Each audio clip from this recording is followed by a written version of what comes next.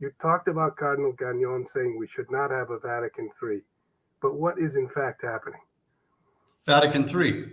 What's happening in October? Vatican III. I'm using a simile for it. But look, the synod on synodality, this incredible term, is just that. It's the closest thing to Vatican III. It's a reorganization of things.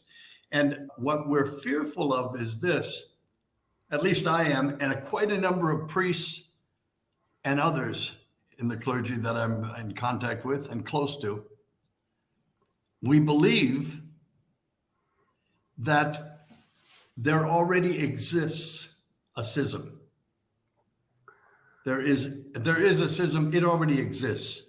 We're fragmented in the church. We're this side, this belief, that belief. There already exists. And this is the fruit of confusion.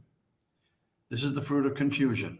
So there is already an undeclared, let me put it this way, I'll be careful in my selection of words, an undeclared schism. I think what's going to happen, Robert, I think that in this upcoming synod, I fear that they are going to pass at least 1, 2, maybe 3 items that go directly against 2,000 years of Catholic teaching. Okay, well. Which cannot be. Okay, let me just explain that to people a little bit. This cannot be. No one can change the infallible teaching of the church. No one can change sacred scripture. No one dare. You don't go back into scripture and change things or pull things out or what have you. You don't do that. We're coming to a very, very, very dangerous point in our history where there is a large number of churchmen who want to become worldly. They want the world. They want to become secular. This is what the whole thing is all about.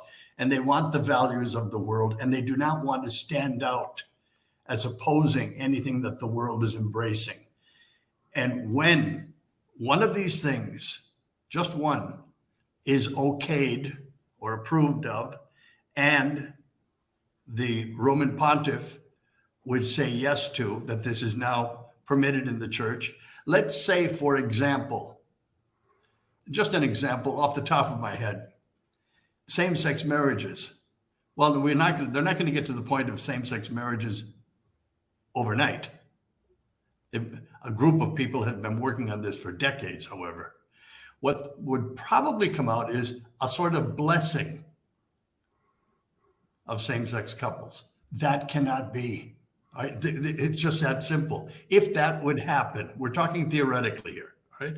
If that would happen, and priests around the world and deacons would be in a position to have to bless such unions, they would be asking us to bless sin, and that cannot be. That cannot be.